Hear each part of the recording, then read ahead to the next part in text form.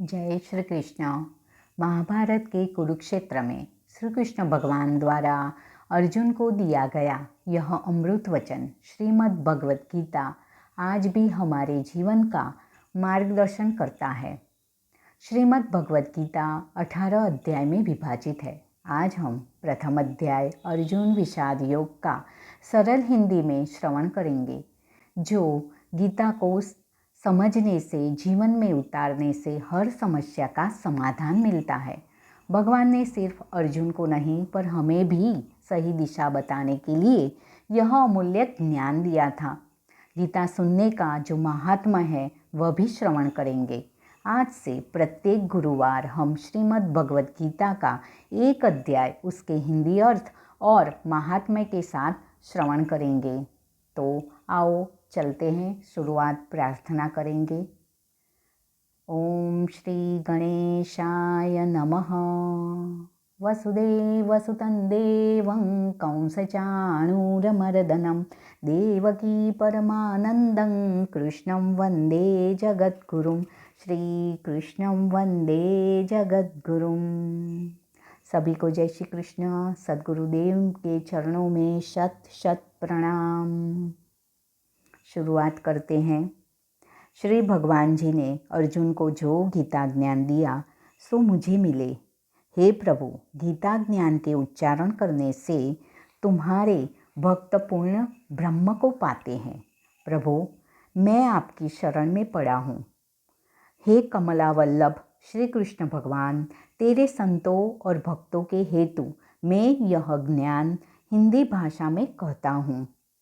आरंभ करते हैं। आपने मेरी चैनल को सब्सक्राइब नहीं किया तो अवश्य कीजिएगा और लाइक और शेयर भी कीजिएगा। जब कौरव पांडव महाभारत के युद्ध को चले तब राजा धृतराष्ट्र ने कहा, मैं भी युद्ध को देखने चलूँगा। तब श्री व्यास जी ने कहा, हे राजन, नेत्र के बिना क्या देखोगे? राजा धृतराष्ट्र ने कहा, देखूंगा नहीं तो श्रवण तो करूँगा। तब व्यास जी ने कहा, हे राजन, तेरा सारथी संजय जो कुछ महाभारत के युद्ध की लीला क्षेत्र कुरुक्षेत्र में होगी सो यहाँ बैठे ही श्रवण करावेगा। व्यास जी के मुख से यह वचन सुन संजय ने विनंती करी, हे प्रभु, यहाँ हस्तिनापुर में बैठे कुरुक्षेत्र की लीला कैसे जानूंगा तथा राजा को किस भांति कहूँगा? तब व्यास जी ने संजय को यह वचन कहा, हे संजय, मेरी कृपा से तुझे यहाँ ही सब दिखाई देगा। व्यास जी के इतना कहते ही संजय की दिव्य दृष्टि हो गई और बुद्धि भी दिव्य हो गई। अब आगे महाभारत का कौतुक कहते हैं, सो सुनो। 7 अक्षौहिणी सेना पांडवों की और 11 अक्षौहिणी सेना कौरव की, यह दोनों सेनाएं कुरुक्षेत्र में जब एकत्रित हुई तब धृतराष्ट्र ने पूछा, हे संजय, धर्म के क्षेत्र कुरुक्षेत्र में युद्ध की इच्छा से एकत्रित हुए मेरे और पांडु के पुत्रों ने क्या किया?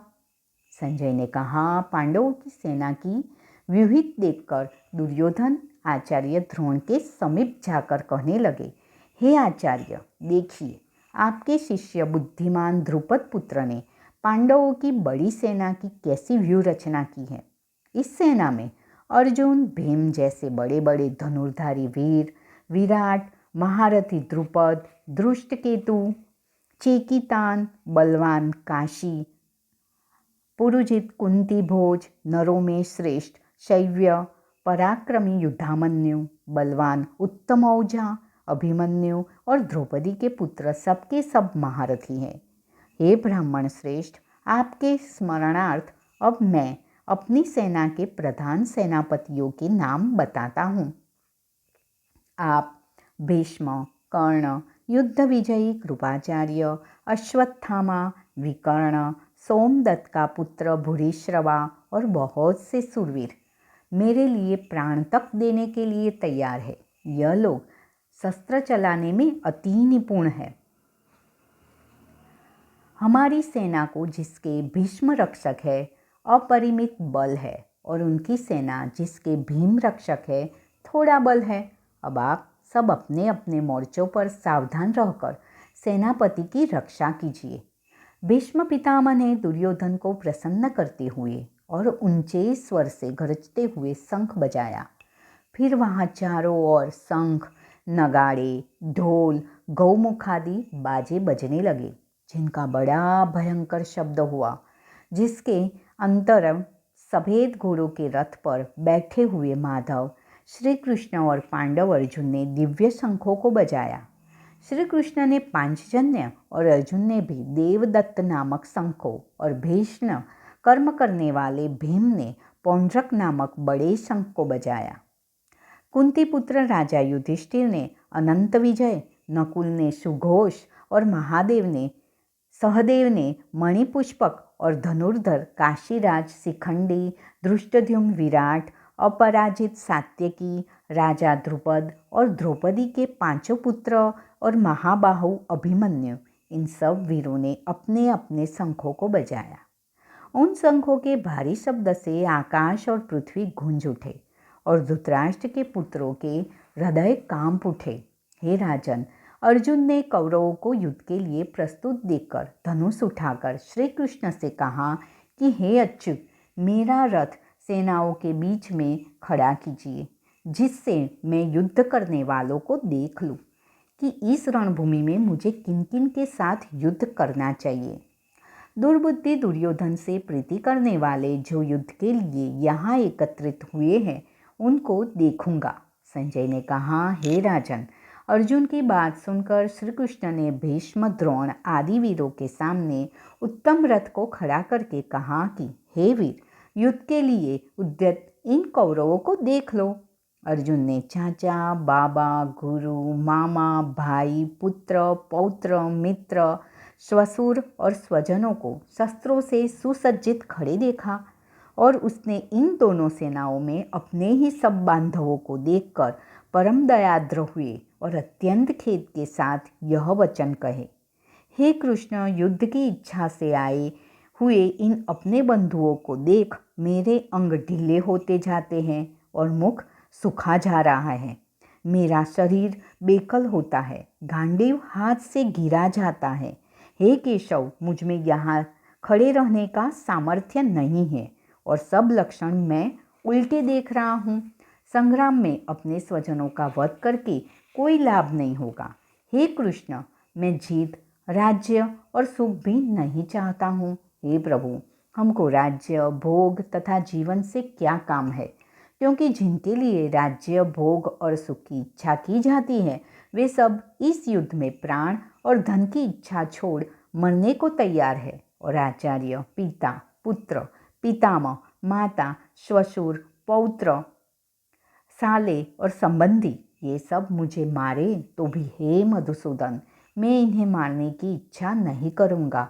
हे जनार्दन, त्रिलोकी के राज्य के लिए भी मैं इन्हें मारना नहीं चाहता, फिर इस पृथ्वी के राज्य के लिए तो कहना ही क्या। हे जनार्दन, धृतराष्ट्र के पुत्रों को मारकर हमारा क्या भला होगा, इसीलिए हमें अपने भाई धृतराष्ट्र के पुत्र को मारना अनुचित है। हे माधव, स्वजनों को मारकर क्या हम सुखी हो सकते हैं? यह सब लोभ के वशीभूत है और कुल के नाश करने तथा मित्र द्रोह करने में पाप को नहीं देखते। कुल नाश के दोष को जानते हुए भी हमको इस पातक से क्यों नहीं दूर रहना चाहिए।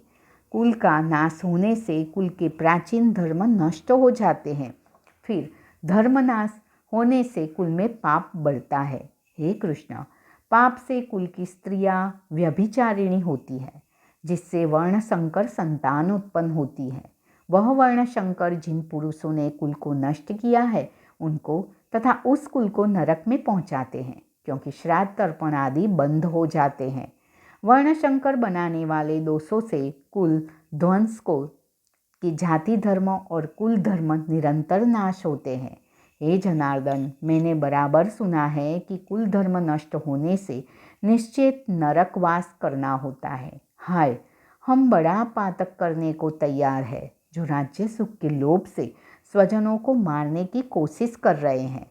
शस्त्रों को धारण किए हुए धृतराष्ट्र के पुत्र यदि मुझे शस्त्र रहित और उपायहीन को रणभूमि में वध कर डाले तो मेरा बहुत कल्याण हो। संजय ने कहा, हे राजन, यह कहकर दुखित होकर अर्जुन ने धनुष्य बाण फेंक दिया और रथ के पिछले भाग में जा बैठा। इति श्रीमद्भगवद्गीतासु उपनिषत्सु ब्रह्मविद्यायां योगशास्त्रे श्रीकृष्णार्जुनसंवादे अर्जुनविषादयोगो नाम प्रथमोऽध्याय। श्रीहरि। अब हम सुनेंगे पहले अध्याय का महात्म्य। एक समय पार्वती ने पूछा, हे महादेव जी, किस ज्ञान के बल से आपको संसार के लोग शिव कहकर पूछते हैं? मृग छाला ओढ़े, अंगों में श्मशानों की विभूति लगाए, गले में सर्प और मुंडों की माला पहने रहे हो, इनमें तो कोई पवित्र नहीं, फिर आप किस ज्ञान से पवित्र हो? वह आप कृपा कर कहिए। श्री महादेव जी बोले, हे प्रिय, सुनो, गीता ज्ञान को हृदय में धारण करने से मैं पवित्र हूँ और उस ज्ञान से मुझे बाहर के कर्म व्याप्ति नहीं। तब पार्वती ने कहा, हे भगवान, जिस गीता ज्ञान की आप ऐसी स्तुति करते हैं उसके श्रवण करने से कोई कृतार्थ भी हुआ है? तब महादेव जी ने कहा, इस ज्ञान को सुनकर बहुत जीव कृतार्थ हुए हैं और आगे भी होंगे। मैं तुझको एक पुरातन कथा कहता हूँ, तू श्रवण कर। एक समय पाताल लोक में शेषनाग की सैया पर श्री नारायण जी नैन मूंद कर अपने आनंद में मग्न थे। उस समय भगवान के चरण दबाती हुई श्री लक्ष्मी जी ने पूछा, हे प्रभु, निद्रा और आलस्य उन पुरुषों को व्यापते हैं जो जीव तामसी है, फिर आप तो 3 गुणों से अतीत हो। आप जो नेत्र मूंद रहे हो, यह मुझको बड़ा आश्चर्य है। श्री नारायण जी बोले, हे लक्ष्मी, मुझको निद्रा आलस्य नहीं व्यापता। एक शब्द रूप जो भगवत गीता है, उसमें जो ज्ञान है, उसके आनंद में मग्न रहता हूँ। जैसे 24 अवतार मेरे आकार है, वैसे यह गीता शब्द रूप अवतार है। इस गीता में यह अंग है। 5 अध्याय मेरा मुख है, 5 अध्याय मेरी भुजा है, 11वां अध्याय मेरा हृदय और मन है, 16वां अध्याय मेरा उदर है, 17वां अध्याय मेरी जंघा है, 18वां अध्याय मेरे चरण है। सब गीता के जो श्लोक है सो मेरी नाड़ियाँ है, और जो गीता के अक्षर है सो मेरे रोम है। ऐसा जो मेरा शब्द रूपी गीता ज्ञान है, जिसके अर्थ में मैं हृदय में विचरता हूँ और बहुत आनंद प्राप्त होता हूँ। श्री लक्ष्मी जी बोली, हे नारायण जी, जब श्री गीता जी का इतना ज्ञान है तो उसको सुनकर कोई जीव कृतार्थ भी हुआ है, सो मुझसे कहो। तब श्री नारायण जी ने कहा, हे लक्ष्मी, गीता ज्ञान को सुनकर बहुत जीव कृतार्थ हुए हैं, सो तुम सुन। शूद्र वर्ण का एक प्राणी था जो चांडालों के कर्म करता था और तेल लवण का व्यापार करता था। उसने बकरी पाली। एक दिन वह बकरी चराने को वन में गया और वृक्षों के पत्ते तोड़ने लगा। वहाँ सर्प ने उसे डस लिया, जिससे तत्काल उसके प्राण निकल गए। मरकर उसने बहुत नरक भोगे। फिर बैल का जन्म पाया। उस बैल को भिक्षुक ने मोल ले लिया। वह भिक्षुक उस पर चढ़कर सारा दिन मांगता फिरे। जो कुछ भिक्षा मांगकर लावे वह कुटुंब के साथ मिलकर खावे। वह बैल सारी रात द्वार पर बंधा रहे, उसके खाने पीने की भी खबर न लेवे। कुछ थोड़ा सा भूसा उसके आगे डाल देवे। जब दिन चढ़े फिर बैल पर चढ़कर मांगता फिरे। कई दिन गुजरे तो वह बैल भूख का मारा गिर पड़ा, पर उसके प्राण नहीं छूटे। नगर के लोग देखा करे, कोई तीर्थ का फल दे, कोई व्रत का फल दे, पर उस बैल के प्राण छूटे नहीं। एक दिन गणिका आई। उसने मनुष्यों से पूछा, यह भीड़ कैसी है? तो उन्होंने कहा, इसके प्राण जाते नहीं। अनेक पुण्यों का फल दे रहे हैं तो भी इसकी मुक्ति नहीं होती। तब गणिका ने कहा, मैंने जो किया है उसका फल इस बैल के निमित्त दिया।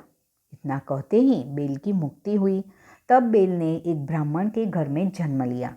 पिता ने इसका नाम सुशर्मा रखा। जब बड़ा हुआ तो इसको पिछले जन्म की सुध रही थी। इसने एक दिन मन में विचार किया, जिस गणिका ने मुझे बैल की योनि से छुड़ाया था उसका दर्शन करूं। वह चलते चलते गणिका के घर गया और कहा, तू मुझे पहचानती है? गणिका ने कहा, मैं नहीं पहचानती, तू कौन है? मेरी तेरी क्या पहचान है? तू विप्र और मैं वैश्या। तब विप्र ने कहा, मैं वही बैल हूँ जिसको तुमने अपना पुण्य दिया था। तब मैं बैल की योनि से छूटा था, अब मैं विप्र के घर जन्मा हूँ। तो वह अपना पुण्य बता। गणिका ने कहा, मैंने अपने जाने कोई पुण्य नहीं किया, परंतु मेरे घर एक तोता है, वह कुछ पढ़ता है, मैं उसके वाक्य सुनती हूँ। उस पुण्य का फल मैंने तेरे निमित्त दिया था। तब विप्र ने तोते से पूछा कि तू सवेरे क्या पढ़ता है? तोते ने कहा, मैं पिछले जन्म में विप्र का पुत्र था। पिता ने मुझे गीता के पहले अध्याय का पाठ सिखाया था। एक दिन मैंने गुरुजी से कहा, मुझको तुमने क्या पढ़ाया है? तब गुरुजी ने मुझे शाप दिया कि तू सुआ हो जा। तब मैं सुआ हुआ। दिन फंदक मुझे पकड़ ले गया। एक विप्र ने मुझे मोल लिया। वह विप्र भी अपने पुत्र को गीता का पाठ सिखाता था। तब मैंने भी वह पाठ सीख लिया। एक दिन विप्र के घर चोर घुस पड़े। उनको धन प्राप्त न हुआ तो पिंजड़ा उठा के ले गए। उन चोरों की यह गणिका मित्र थी। मुझे इसके पास ले आए। सो मैं नित्य गीता जी के पहले अध्याय का पाठ करता हूँ। वहीं यह गणिका सुनती है, पर इस गणिका की समझ में नहीं आता। जो मैं पढ़ता हूँ वही पुण्य तेरे निमित्त दिया था। वह श्री गीता जी के पहले अध्याय के पाठ का फल है। तब विप्र ने कहा, हे तोते, तू भी विप्र है, मेरे आशीर्वाद से तेरा कल्याण हो। सो हे लक्ष्मी। इतना कहते ही तोता भी मुक्ति को प्राप्त हुआ। गणिका ने भी भले काम ग्रहण किए, नित्य प्रति स्नान करे और गीता के पहले अध्याय का पाठ करे। इससे उसकी मुक्ति हुई। श्री नारायण जी ने कहा, लक्ष्मी, जो कोई अनजान कर भी गीता का पाठ करे या श्रवण करे, उसको भी मुक्ति मिलेगी। तो आज इतना ही। अब अगले हफ्ते में हम दूसरा अध्याय श्रवण करेंगे। तब तक जय श्री कृष्ण।